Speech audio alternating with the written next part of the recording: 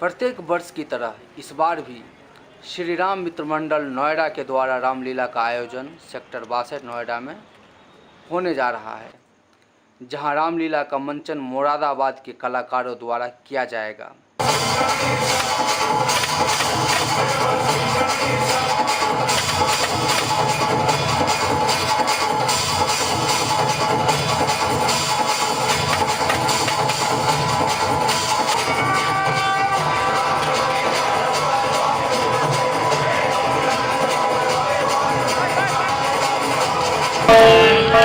मेरे साथ श्री राम मित्र मंडली रामलीला के महासचिव श्री मुन्ना शर्मा जी उपस्थित हैं। शर्मा जी, पहले तो रामलीला बहुत बधाई आपको।